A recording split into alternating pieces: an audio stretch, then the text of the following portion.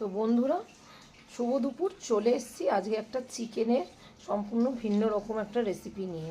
আমি জানি তোমরাও দেখার পর বলবে যে তোমরাও বানিয়ে খাও বাড়িতে। অবশ্যই একটা রেসিপি কিন্তু বিভিন্নভাবে বিভিন্ন রকমভাবে সবাই বানিয়ে খেতেই পারে, তাও আমি রান্না করছি তোমাদের সঙ্গে একটু শেয়ার করব বলে। তো চলো তোমাদের সঙ্গে শেয়ার করে নিই। তো এখানে আমি দেখো 750 মতন চিকেন নিয়ে নিয়েছি। চিকেনের সে যা খুশি তোমরা পিস নিতেই পারো। এইবার এই চিকেনের মধ্যে দিয়ে দেবো হচ্ছে, ম্যারিনেট করব প্রথমে। দিয়ে দিলাম আদা রসুন পেস্ট।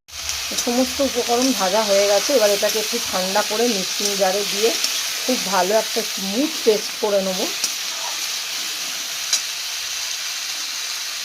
বসিয়ে নেব, রান্না করব। এবার তেলের মধ্যে দিয়ে দিলাম কুচনো পেঁয়াজ। পেঁয়াজটা ভাজা করে নেব। দেখো পেঁয়াজটা ভাজা হয়ে গেছে। এবার আমি ওই যে পালং শাক, ধনেপাতা, তারপর পেঁয়াজ, আদা রসুন আর কাজু বাদামটা তেলে ভেজে একটা পেস্ট করে নিলাম। দেখতে পেলে বন্ধুরা কেমন শুকনো আমি জল ছাড়া পেস্ট করেছি? এরকমই কিন্তু জল ছাড়া তোমাদেরকেও পেস্ট করতে হবে।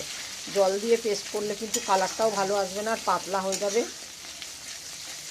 বানানোর সময় কিন্তু একদম মানে কি গ্যাসের আঁচ আস্তে করা যাবে না, গ্যাসটাকে জোরে করেই কষাতে হবে, কেননা টক দই দিয়ে ম্যারিনেট করা তলায় লেগে যেতে পারে। দেখছো কষাতে কষাতে কালারটা কত অসাধারণ আসছে। তো বন্ধুরা দেখো মাংসটা কষানো হয়ে গেছে।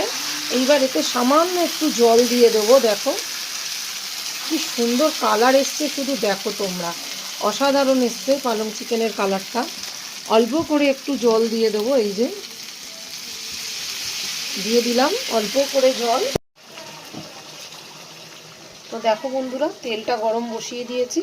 এর মধ্যে দিয়ে দেবো একটু রসুন কুচি, আর দিয়ে দেবো কসৌরি মেথি। গ্যাসটা এই সময় বন্ধ করে দেবো। এই পালং চিকেনের মধ্যে কিন্তু কসৌরি মেথিটা দারুণ যায়, দারুণ গন্ধ বেরিয়েছে। তোমরা পাচ্ছ না কিন্তু আমি তো পাচ্ছি। আর দিয়ে দেবো একটু কাশ্মীরি রেড চিলি পাউডার। এই যে কাশ্মীরি রেড চিলি পাউডারটা দেবো বন্ধুরা, তখন কিন্তু গ্যাসটা বন্ধ করে এই লঙ্কার গুঁড়োটা দিতে হবে, নাহলে কিন্তু পুড়ে যেতে পারে। চিকেনটা রান্না হয়ে গেছে।